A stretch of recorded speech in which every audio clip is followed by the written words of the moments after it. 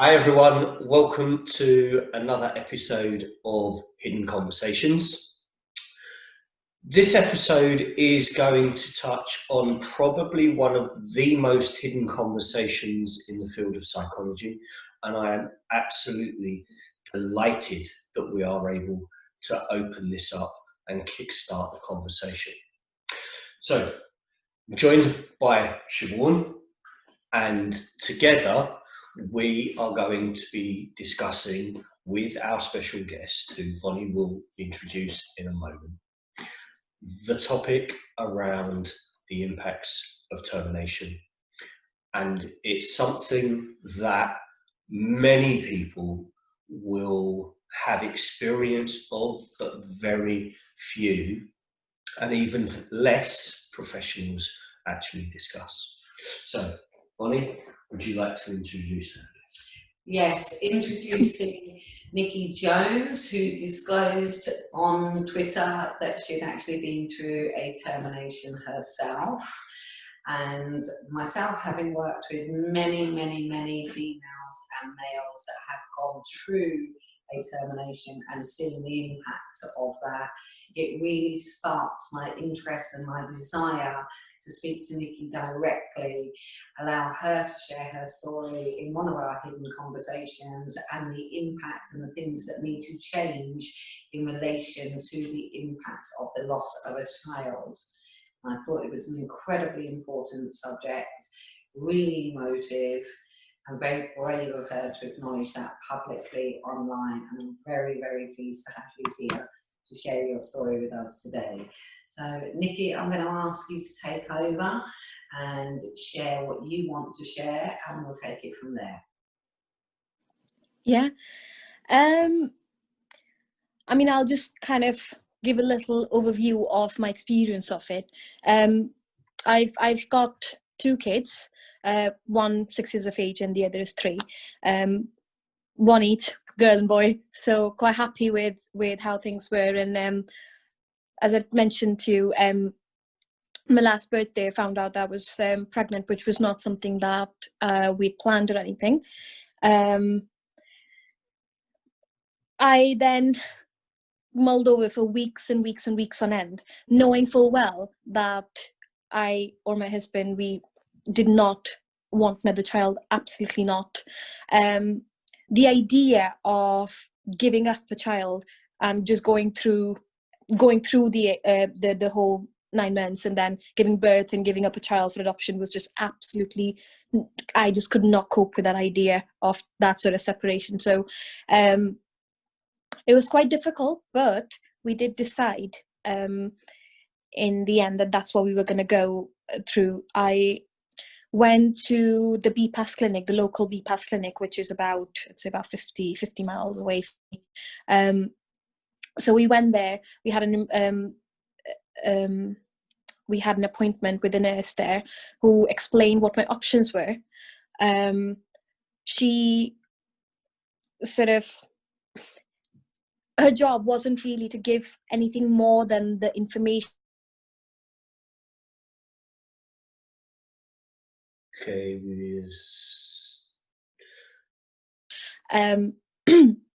but something happened that day which really kind of triggered a response and a worry within me, which was, even though knowing full well that I was going to go through this decision, when she did the ultrasound to check the age of the fetus at that point in time, I asked her to do a sonogram picture for me. And I felt really stupid asking that, but it felt like I needed that. I can't explain why. It just felt like I needed that. Even though I couldn't go through with that decision I went through the decision, but not keeping the pregnancy, I still wanted to kind of somehow not forget. I needed that reminder to be there. And I know it may not seem, I don't know, whatever it seems, but at that point in time, I felt embarrassed in asking, but asked anyway. The nurse there then told me that actually it's not strange at all, because a lot of the women who are going through this by choice, some by choice, some by, you know, because of certain circumstances can't continue or whatever, they've asked this in the past, where, you know, to have a sonogram picture. And I think my biggest thing at that point in time was because the reason I asked that was so emotional, and it felt like I felt like I was breaking inside that pit. And I felt, okay, so I'm not the only person who is feeling this way, even though they're doing this by choice. I then spoke to the nurse to see if I can access any specialist pre-abortion counselling within BPAS. That I assumed that was going to be the case. So I spoke to them. There was nothing. There's nothing in Wales, anyway. Apparently there is a service in England. I haven't done much research, but there isn't anything in Wales, which is a little bit shocking. But I was told that I could access NHS counselling, but there's a waiting list, and the waiting list is 18 weeks. At the time, the gestational age of the fetus was 8.5 weeks. Add 18 weeks to that, if I'd waited, as I said to you before, it would be illegal. Termination would be legal by the time I would have seen someone and spoken to someone. So it was a decision I had to kind of, I booked the surgical appointment. So I went to Chester, and I was between me and my husband. My husband has been incredibly supportive. I couldn't have asked for a better person to be, you know, with me in that experience, but he's very supportive. And our whole mindset was that literally, even if I was in the room just about ready to go, I could still change my mind, and that's fine. It really needs to be my decision, whatever it is. That's fine. So we went there, had the mini surgery, and it's not really a surgery, but it is a surgery. Had that, came out of it, and I felt a sense of relief, because I'd been absolutely just besides myself for the last 5 weeks till I actually had and I felt a sense of relief that it was all over. But then at the same time, I felt a sense of guilt. And I kept telling my husband, I should feel horrible. Why don't I feel horrible? And he was like, you felt horrible enough. These last few weeks, you felt so horrible. You've cried so much. It's okay to not feel horrible right now. Anyway, the good thing was that because I was in the middle of my own counselling course, it was mandatory for me to have the personal counselling. Even though I couldn't access specialist counselling, I was still seeing someone for my own personal counselling. So there was that space for me to talk about it, which I did. However, having done that, it definitely reduced the impact of what I went through on my own mental health. I wouldn't say it necessarily took it away, because I didn't think that my counsellor had a specific understanding of the issue at hand. And I feel that this is something that requires some bit of specific training, you know, to kind of deal with an issue like this. And yeah, I mean, even though after all of that, when things kind of settled down, because obviously there's no pre-abortion clinic, but equally there is no post-abortion counselling either. So there was kind of no specialist support. Now, the issue with this whole thing is any kind of termination or any kind of loss of child, whether it's through miscarriage or termination, it's socially, it's not an issue that's spoken of widely, and you know, it's a very hush-hush, tabooed issue. So when all this whole storm was going through, there was no one to talk to. So if I couldn't really have that counselling, which I did, if I didn't have that, there is no one to talk to, no one to understand that even though it was a choice, it still was absolutely traumatic. And I think so many women go through this, even with successful pregnancy. I think when it comes to pregnancy, it's you only share it if it's happy news, or you don't tell anyone about it. So it's kind of like this weird thing that I was talking to my husband about the other day as well, where up until sort of, is it 13 weeks that things are safe and you can tell people, and people start telling others basically about their pregnancy. And so somehow 12 weeks and 6 days, you can't tell anyone. 13 weeks complete, oh yeah, I can tell everyone now. So if I lost a child at 12 weeks and 6 days, I can't tell anyone that I was pregnant. But if I lost a child at 13 weeks after I told everyone, then I can tell everyone, and people can understand that I've lost something, and it's okay for me to talk about my loss. So it's kind of this weird social kind of taboo, which doesn't really make any sense. And losing a child at 12 weeks, 6 days is just as painful as losing a child at 13 weeks. It's still a loss. But it's always been something which has been, it's played at my mind, because women just do not have any space to talk about these kind of losses, as if, oh yeah, it wasn't a real thing because it didn't go past the 13 weeks. And first off, I think from both Bonnie and myself, we would want to say thank you for sharing the journey that you've gone through is something that I think so many people can learn and gain an understanding from. And there's a couple of things in what you've said there that we really want to kind of touch on and kind of look at what the future can look like, and how, as an organisation, APA can support that process that you already experienced and believe and feel the benefit of having that support. So we'll come to those in a moment or so.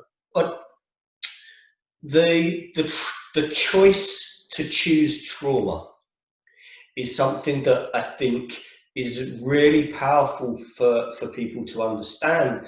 And the fact that you were making that choice as part of a relationship, and a successful working relationship, is something that most people kind of don't attribute to the situation of a termination. Yeah. Do you feel that if you weren't in that situation, the scenario and the response that you got from people would have been very different?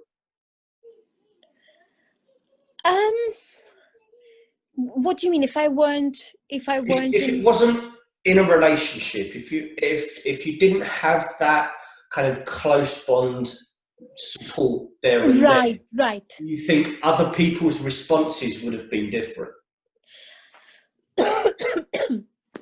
I think that's the thing, because with responses, again, to have a response, people need to know about it.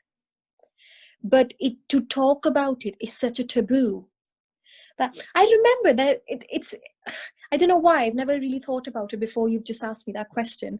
But I remember when I was, I must have been about 15 or 14 or something like that. And we were watching a TV show in India. So this was like, my mum used to watch these like stupid soap operas. Oh my God, drove me nuts. But anyway, I remember there was this one episode where this girl, she has like a one night stand with someone, and then she gets pregnant, and then she, obviously when she finds out the boy wasn't interested in her or something like that, and she hangs herself and she kills herself. And to me, as a 14-year-old, I was gobsmacked. I couldn't understand, like, what have I just seen? But something like that is very common, by the way, in India. It does not come as a shock, but it did to me anyway. So I asked my mum a question, and I said, Mum, if I were in that situation, and I'd gotten pregnant and I wasn't married and I wasn't gonna be married to this person who has got me pregnant,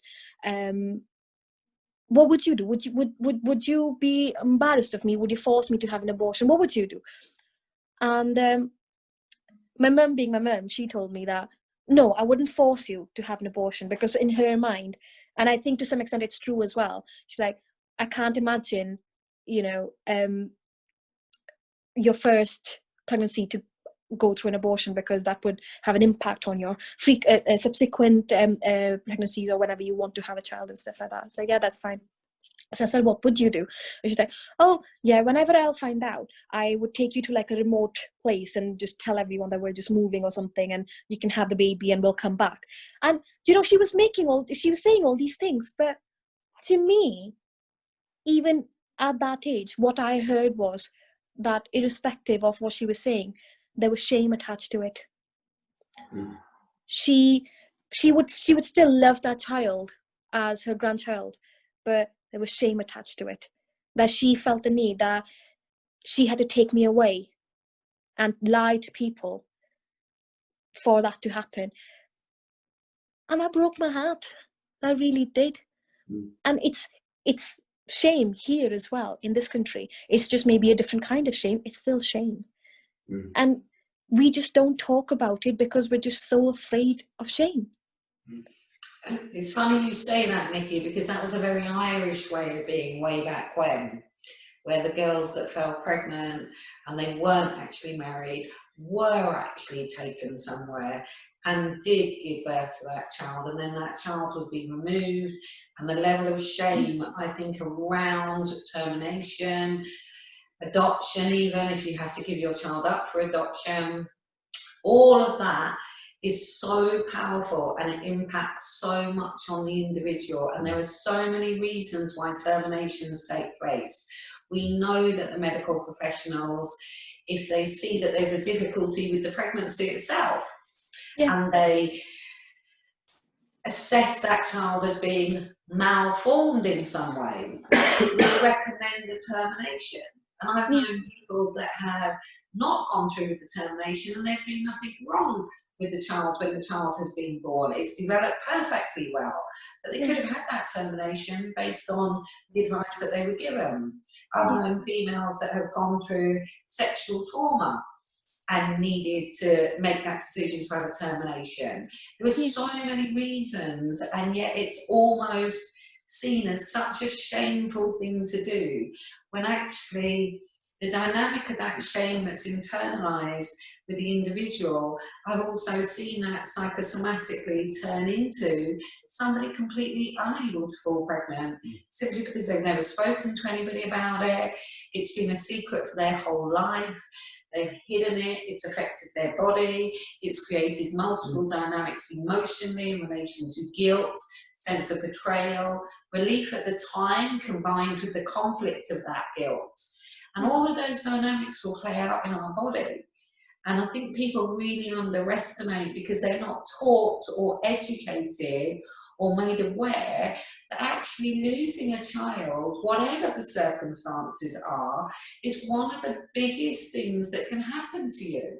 It is not a situation where you walk in, you take a couple of pills, you go back to work the next day. No. Because if the child was alive and died, nobody would actually expect that to happen. No.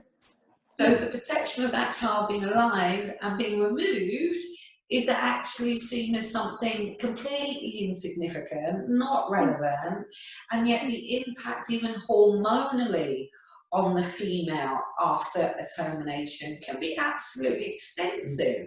Yeah. So I do feel very strongly about this, and I really am glad you wanted to bring this subject into the highlight, because I also know it impacts on the males. There are males in relation to situations. I'm going to bring David in here because he is the man here, and actually allow him to share his thoughts on males and how they can be impacted on decisions. There's a bite of my history. I mean, before going down there, I just kind of, one thing that you said, that in the conversation with your mother, was she knew that to have an abortion could have an impact on later life.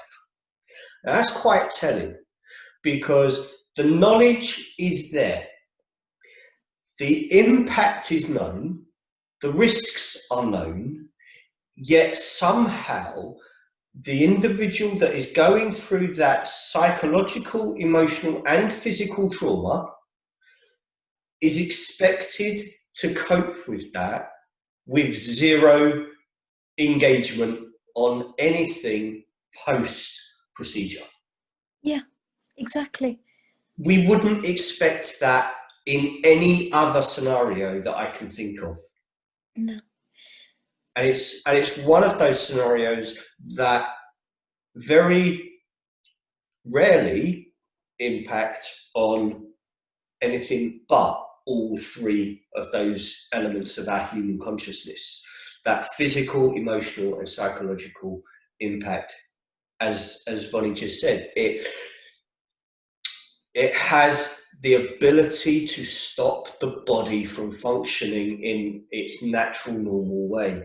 And the fact that your mother knew that, yet the overriding coping mechanism that she had was to say, well, we'll take you away from everybody so they don't see that that's what you're dealing with. And that, I think the social versus kind of like the scientific reasoning was in play there. There was a conflict there, but it was kind of like we can have like the best of both worlds sort of thing. They can still have that without having the impact and without having the shame. And I think I think I've put this in my post as well when I was writing about it. But I think for me anyway, I never imagine a woman's reproductive health to be completely devoid of a woman's mental health. Reproductive health includes physical, sexual, as well as mental health. And the fact that people can pick and choose and remove certain things from there, for being a woman, it feels really weird. It feels unjust. It feels unfair, because I remember when my husband, and this is the thing, like I said, this was not a decision that was made overnight. How many times during those weeks did I tell my husband, no, actually, no, I'm keeping it, and then the following morning, no, I can't do this, that sort of thing. How many times did I go through that? And I remember one thing that my husband said to me, and it just made me respect him even more. But he said to me, Niki, do you know what? I'll support you whatever decision you make. I really don't want another child. This is where I am at. But irrespective of that, whatever decision you make is fine. But equally, you and I are not experiencing this in the same way, because this is not happening inside my body, it's happening inside yours. And the fact that he acknowledged that, and he understood that what was happening inside my body, hormonally, physically, emotionally, mentally, it was a lot more than just that pregnancy. It was just more than that fertilization. That's the thing. And so many people absolutely do not understand that. The issue is, now, because I had the surgical option. So when I had that done, everything was more or less fine, but I did suffer quite a bit. And I don't know what went wrong, but it wasn't anything massive, like major impact or anything. But I did suffer quite a bit physically after that. But equally, I was looking after two very, very young kids. And physically, I didn't recover as quickly as I should have. And I was in a lot of pain. Part of it emotional, but also physical. I was in a lot of pain. But I couldn't ask for help because no one knew why was I asking for help. And if I asked for help and really made someone understand the impact of this, or what had actually happened that had caused me to feel this way, would be then disclosing a part of my life which I should be ashamed of, which I'm expected to be ashamed of. I'm not ashamed of that decision. It was the right decision for me. It was the right decision for my family. It was the right decision for my kids. The thing is, with my first two, both my pregnancies have been very, very difficult, in the sense of during the birth. I've had massive blood loss giving birth. With my son, I had to be taken into OT after I had given birth. He was fine, but I wouldn't stop bleeding. And the thing is, there's this massive fear in my mind now, every time I think about it, that if I were to have another child, I will actually die. I don't think that's going to happen, but that's just a trauma response. And so for me to imagine that and going through a decision which in my heart I'm kind of feeling, oh my God, what if I actually die? I've got these two little kids who will lose a mother. So for me, a part of me was thinking, what's the choice? These two kids, for no fault of their own, lose a mother, or they lose a potential sibling who they don't even know exist. And for me, that was one of the options. That was one of the reasons. Apart from that, there were things with my own career, family life, financial sort of budgeting with everything, and kind of financial plans, where we wanted to go with things, what we wanted to do, future plans for the kids. It wasn't just a decision of, oh yeah, this has happened, I'll go get an abortion tomorrow. It wasn't that. For a lot of women, it isn't that. But the shame that's attached to that one decision. It seems as though the social response to the myriad of variations kind of come to a procedure, and the social response is whatever brought you there, you will be treated exactly the same because you are making that choice. Yeah. Irrespective of anything that has brought you there. That is, and we know in the world of trauma and the world of abuse, that is a type of victim abuse. Yeah. When you don't take into account all of those factors, when you treat every single situation, irrespective of what caused it, the same, you are re-traumatizing that individual for no other reason than you don't like the choice that they made. And that's a judgment that no one else should feel they have the power to make that judgment. Exactly. And I think that the reality is, and which socially I think is missing to such levels that it's shocking at this point, but the reality is that they have lost nothing, However, a person who even by choice is going through a termination is still experiencing loss. So it doesn't matter that it was by choice, because so many factors come into play. But just because it is by choice doesn't make it any less painful, doesn't make it any less traumatic, as, because the thing is, it's almost like, if you think about it, with the social response and the shame that's attached to making a decision to have abortion, it's kind of like, oh no, actually, I'm going to decide for you what you do with your own body. And if you don't do what I would do with my own body, then you're not a nice person and you should be vilified for it. But no, you can't. An individual is a lot more than that. Any individual is a lot more than that, let alone a person who has at that point in time got absolutely raging hormones going through, has no idea of what's right, what's wrong. The thing is, I know there isn't much with postpartum depression either, but at least people can acknowledge that postpartum is a thing, and it can cause women to go through really difficult, really painful, really horrible emotions. Whilst a choice to terminate, it's almost, society almost dehumanizes that person who's going through that decision, as if because you've made that choice, so sorry, you've made that choice, you've got no right to be upset about it, you've got no right to grieve about it. And that's just wrong. Yeah, it's almost like you've made your bed, you lie in it. Yeah. Let's forget the grief. Let's forget the loss, let's forget the reasons, let's forget the physical dynamic, let's forget the psychological dynamic, and let's forget the fact that you're not supported or understood or even heard. And on the basis of that, I see a lot of females that have internalised that shame. And that shame, unfortunately, has become theirs to carry. And I just think it's so sad that there isn't enough psychological support prior to making that decision, but just as importantly after making that decision, because the impact that I've seen has been absolutely astronomical. Unfortunately, I am blessed to have a lot of clients that have come to me to talk about this decision. And even I see their fear of me judging them. And I never judge anybody for making decisions in that way. But the truth of the matter is, we talk even through how hard it was just for them to tell a therapist through fear of the repercussions of that therapist seeing them in a certain light.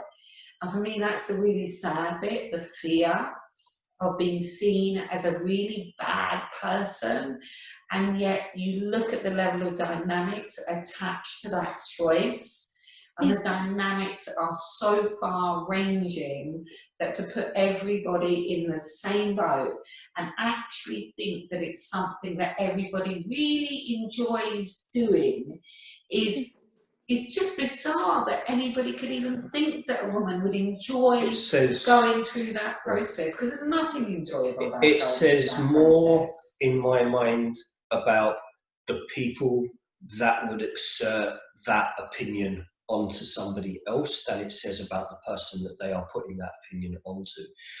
And it's the same, whatever side of the legal argument somebody comes down on, when you use preconceived judgments without open conversation, and you shut down open conversation because your argument cannot survive the understanding of the variables that led to that decision, then you are the weaker party here. Because whatever a situation, there is always more than one voice in the conversation.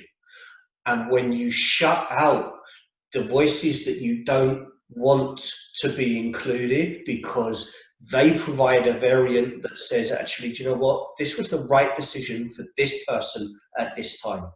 In a year's time, that decision might have been different because there's another 365 days of variations of experience that might have led to a different decision. But the decision at that moment in time was the right one for you. And the thing is, this is my biggest worry as well. And believe it or not, this was one of the things that actually appeared over and over again with those conversations I had with my husband. And it was the fact that, okay, because this used to happen every time I kind of go like, no, I'm gonna continue it, I'm gonna keep it. This would happen every time. And then I'm gonna ask, I'd be left asking myself that question. Okay, so if that happens, that means like what I'm, my own life plans will again be put on the back seat for now.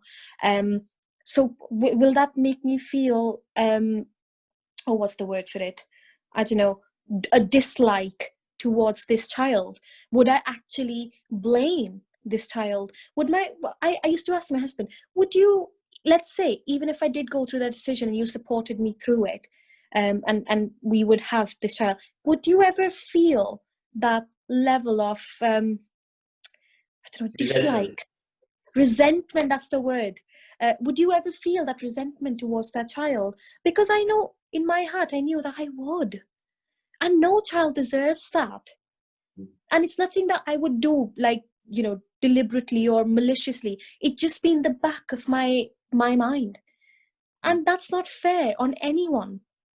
Why should a child grow up to feel that there is something about my existence, which I can't put my finger on? No one has talked to me about it. No one's told me about it. But there's something I can feel this resentment.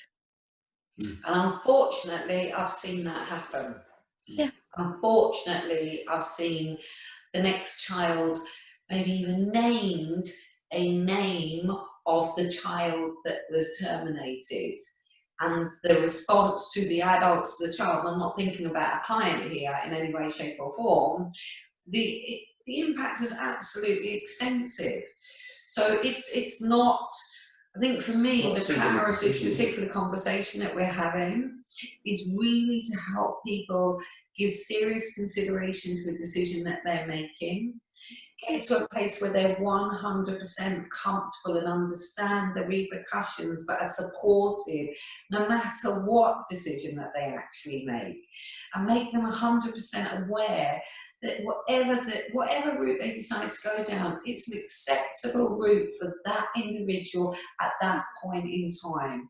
Because for me, that's the bit that I find hard when I hear females that have gone through a termination for whatever reason, and how societal guilt and shame and you've become something that's really bad for doing that impacts on that person sharing it, and how they hold on to it for years and years and years, and how it can play out through every single dynamic in relation to other children. So I actually think that's an incredibly good point that you raised there, and I really appreciate it. It would be you were about to say something. Kind of want to kind of touch on the male kind of element in here. From all of the research that has been made available over the last decade or so, the vast majority of male partners in termination scenarios do not know that there is a termination taking place. And that has a massive impact on male psychology, because they do find out. It comes out at some point. And what that does in the sense of that individual's relationship with every female thereafter is put that same sense of fear and dread in, do I ever have that conversation with another partner? Do I ever open up to say, I was in a relationship and there was a termination, I didn't know about it at the time, but I found out about it afterwards, and it will impact on how I interact with you? No, that conversation is never going to be had. What happens in subsequent relationships then is that the female says you're holding something back because she senses it. He can't open up about it. That relationship is always going to be under pressure. The impacts don't just sit in the moment in time. No. And it goes for both parties. The situation and the experience that you had of being in a caring, supportive, loving relationship where that communication was there right the way through the decision-making process is very different to what a lot of men experience. And also a lot of women in relation to how they explain that to that partner. But I was also thinking of the lack of support a lot of females get in relation to males. It's kind of like, well, it's your problem. Yeah. No, it's up to you. You deal with it. But the lack of importance a male will place on himself in relation to that female, and the female's almost inability to then rely on that male because he's made it her problem. So rather than understanding and being there and supporting that person and going through it and talking and discussing and being an incredibly supportive individual to understand the loss that's so huge physically for the female, as well as the male understanding their loss. I see it time and time again where men dismiss their importance, they dismiss their role in relation to supporting that female, and literally, your choice, your problem. And it's the your problem bit. Your choice, I totally understand, but actually, it ought to be from a supportive place with both parties, because both parties have created that dynamic. Both parties ought to be, in my opinion, depending on the context, because obviously there are circumstances where sexual trauma, rape, those kind of things can play a part in a pregnancy. So I am taking that dynamic out in relation to an offender that's attached to a pregnancy. I'm taking that out of this scenario. But the importance of a male supporting their female going through that, I think, is just as relevant to help them deal with their own grief, their own loss, but being able to support that female's physicality and the changes that he goes through in relation to that. So it's worth pointing out some of the things that APA is working towards in this general area.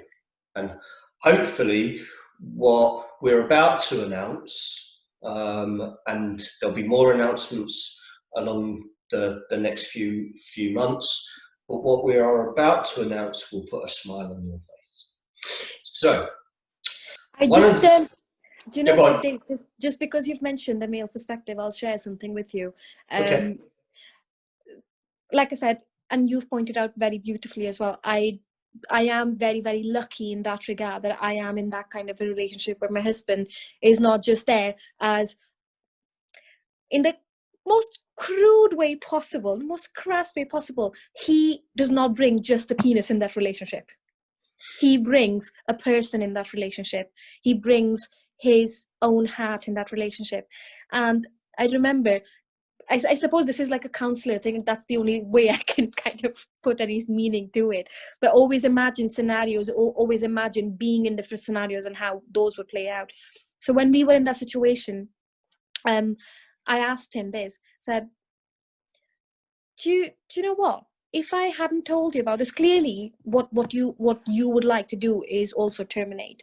But how would you have felt if I hadn't told you about this? And if I'd just gone through with it, you'd still get the same result.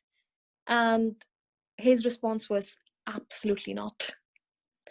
I needed to know, even though I would support whatever decision you make in this, but to actually have that kind of awareness taken away from me, it feels wrong, it feels dehumanizing, it feels a breakdown of a relationship. A part of that relationship breaks down when you kind of take that honesty away. And that, because the thing is, if you're not going to share that part of your life with your spouse, with your partner, with your male, whoever that is, how can you expect them to support you around it when they're not aware of it? Yeah. And when they eventually will become aware of it, I suppose if a lot of the time has passed, that maybe they still would want to support you, but also then that support would be tainted with a bit of resentment as well. And with a loss of faith, with a loss of trust in that relationship. So, I mean, it was kind of like, I was hoping he'd say that. It's like putting the relationship to a little bit of a test. Not that I needed to, but it's just the counselor in me. I think I've just got to imagine different scenarios to be able to imagine different outcomes. And when he said that, it felt like, yeah, this is my body and it is my decision, but the partnership is there. It's, yeah, and that entity, that fetus, is not just mine. So how can I take that awareness, that it's not about control, but how can I take that experience away, even if it's an experience of trauma, of sadness? I can't take that away from an equally involved party. Yeah. And I suppose when you said that, when you said about the impact it has on subsequent relationships, that's the first thing I remember, that exactly what my husband said as well, that he would hate it, irrespective of the fact that the ultimate goal, ultimate result was the same thing, that the decision would have not changed, but the fact that I took the right from him to have any useful input on that decision felt horrible to him. Yeah, and I think that's why it's important. We're scratching the surface of this topic, and I'm very conscious of the fact that there's lots of people out there that are going to see this. There is no right or wrong. We have to be incredibly conscious of the context of situations, how that pregnancy occurred, what parties both people were playing in that relationship, how important that relationship is to continue. So I want it to be heard that your relationship is very specific in relation to the fact that it's a very good relationship by the sounds of it. It's a very strong and supportive relationship. We don't advocate for a female to have to do that based on the fact that a context could be completely different, as in a rape situation, and I'm very aware of that. So I just want to kind of get that out there too, so that no one misunderstands what we're saying, and it is very personal to you and your particular circumstance. So I so appreciate that opinion. It comes down ultimately to the three key factors in every engagement that the therapeutic sector should be looking at: empathy, congruence, unconditional positive regard. And when you have those three elements in play, it doesn't matter what is presented to you from somebody that says, this is the situation I'm in, you will respond to it in the best possible way, because those three elements are literally your shield, if you like. But that's what I'm going forward with first.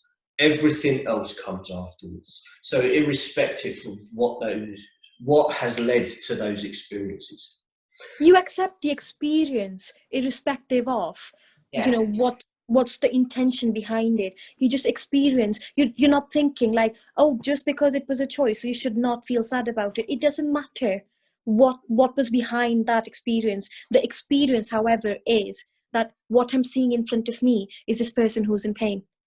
It doesn't matter that, socially, that pain people think is not good enough to be painful. And that's, we can't police people's pain. Absolutely. We just can't. Exactly. It is a huge event, and it is not a non-event. It is a massive event, and it's not for anybody to assume or decide what any other person is going through in relation to this. It's about being there for them, supporting them through their own grief, their own conflict of maybe relief, yet at the same time guilt and shame. And that kind of conflict can cause huge dynamics, and our role is to help support that person through that grief, whatever the reason for that decision was. And that's the important thing for me, that there are so many reasons for people to make decisions, and it's not our right to judge those reasons of that. It's about our right to be there with them in that moment of grief. Yeah. And I just like to add one thing, that, when you say that the guilt and shame and the conflict of that, the guilt and shame that I experienced was not necessarily about that event itself. I was experiencing the shame and guilt for not experiencing shame and guilt for that decision. It's like a really weird kind of vicious circle.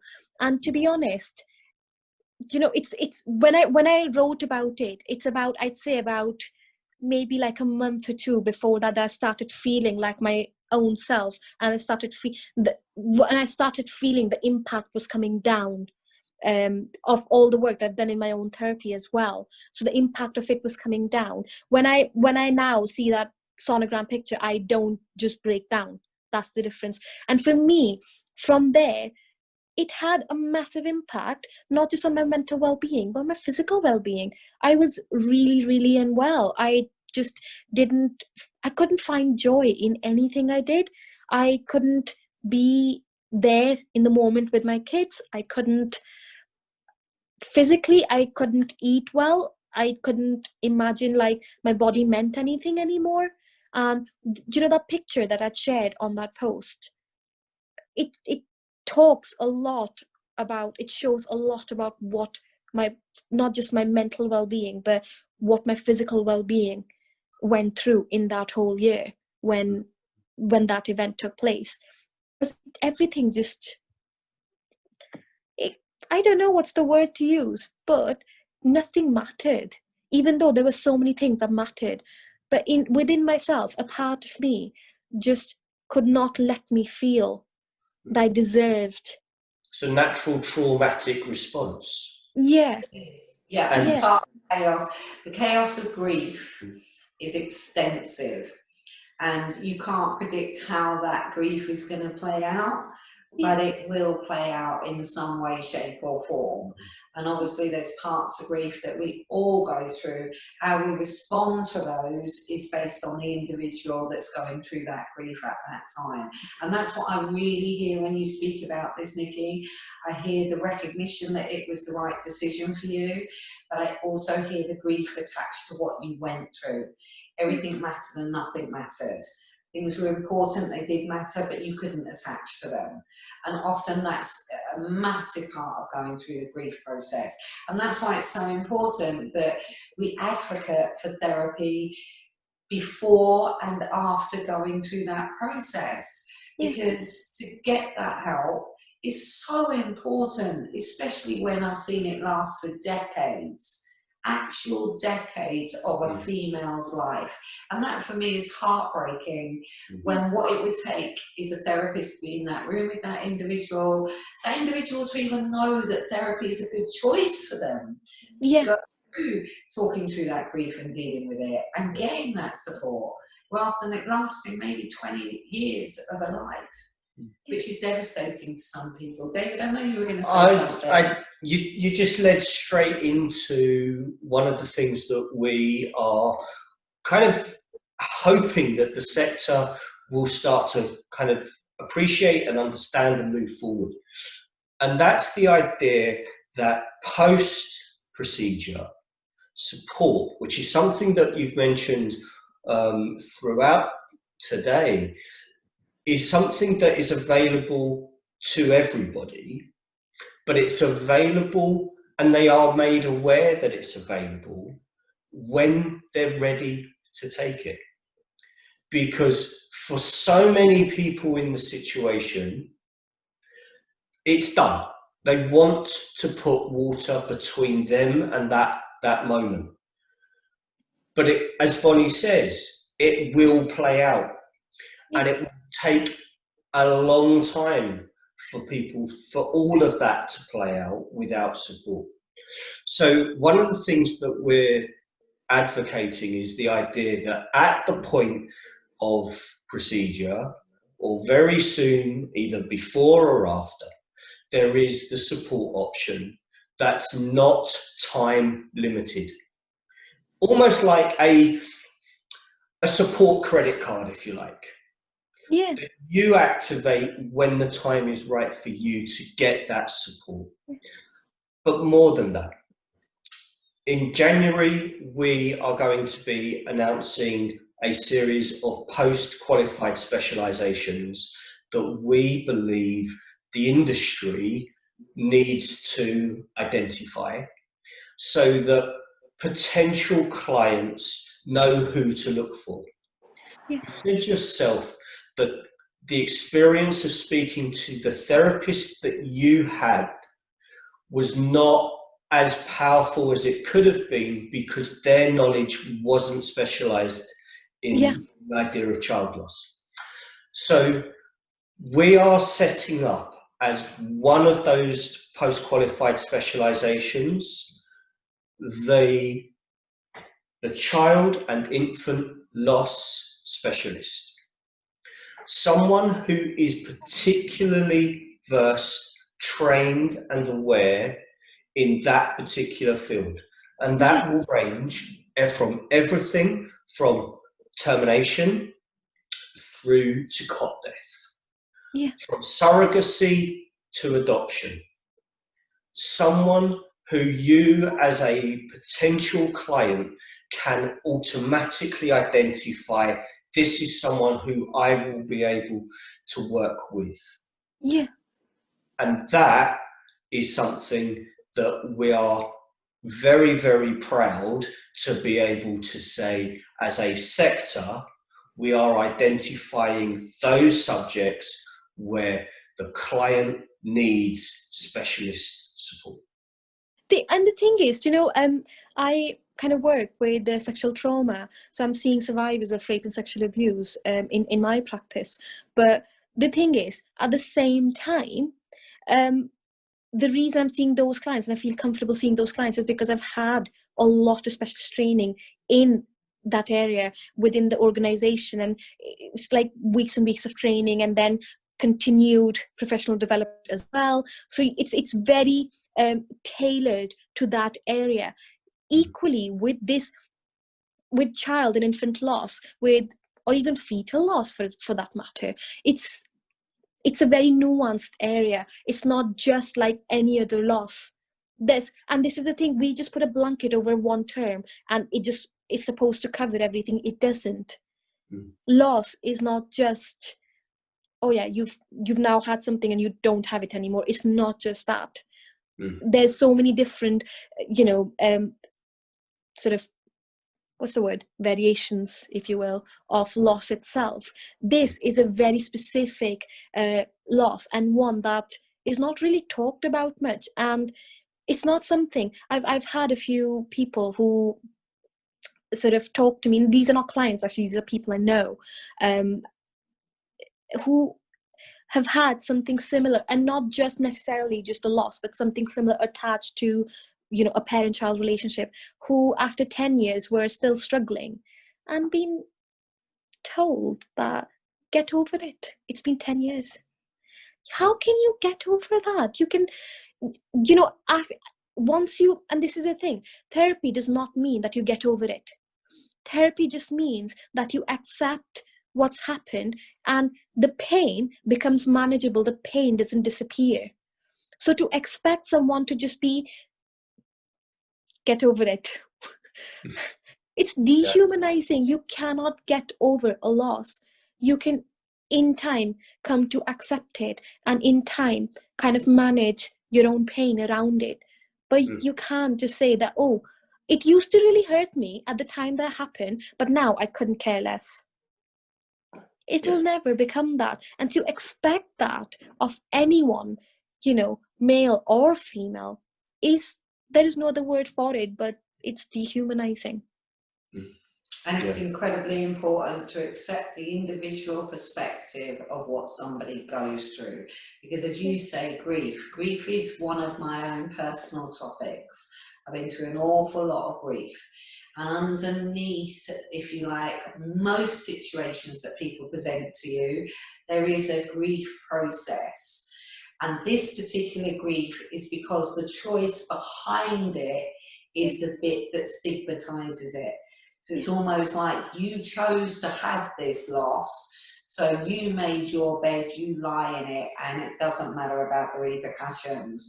Well, no disrespect, if anybody is coming from that position, they really shouldn't be working with somebody that chooses to go down that particular route, because the impact is extensive, it is enormous, and it ought to be respected, because the variables are absolutely extensive as to why people choose that, and whatever their reason, it is right for them in that moment.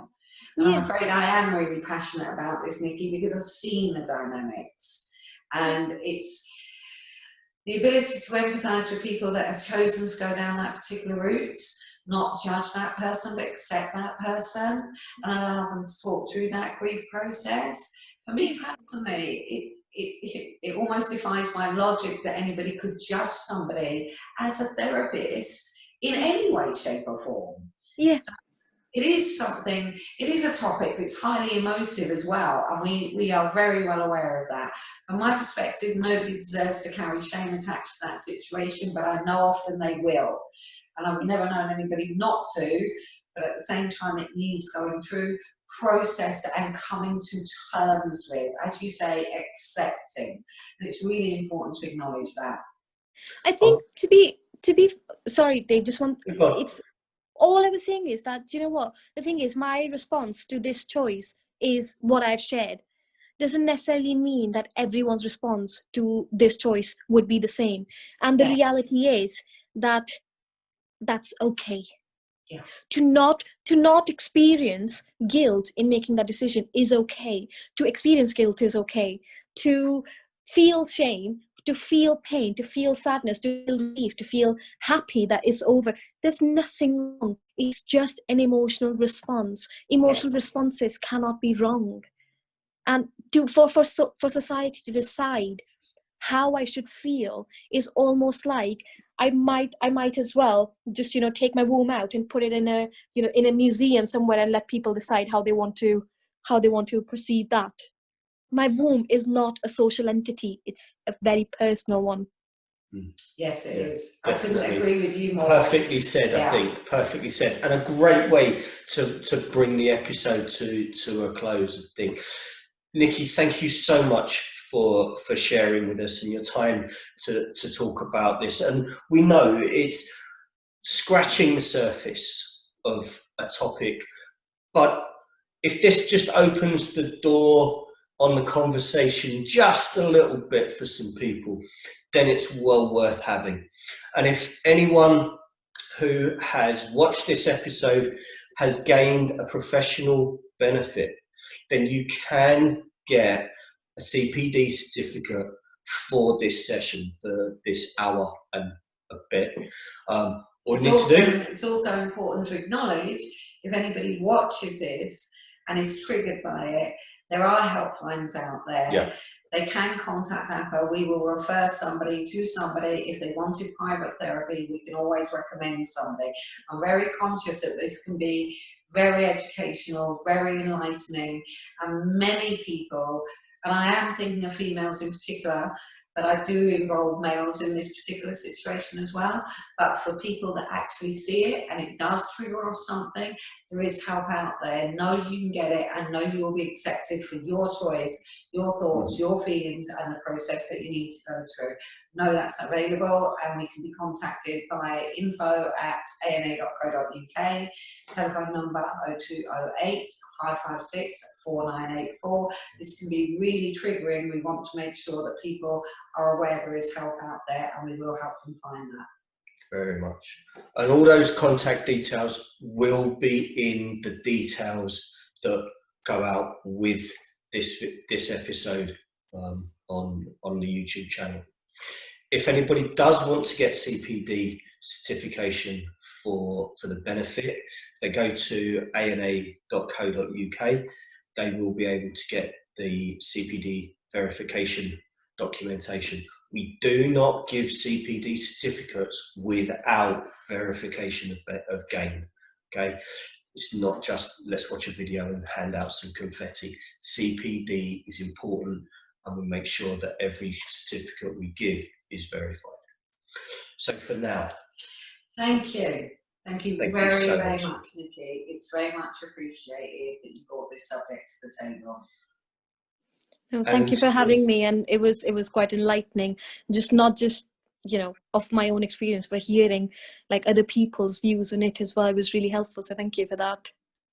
Well, our next hidden conversation episode will be, I believe, a month away, and we will update absolutely everybody that contacts us about, as Ronnie says, any of the support that's needed, but also what else you guys want us to talk about in Hidden Conversations. But for now, thank you very much and have a good day. Take care, Niki. Take care. Bye. Bye-bye.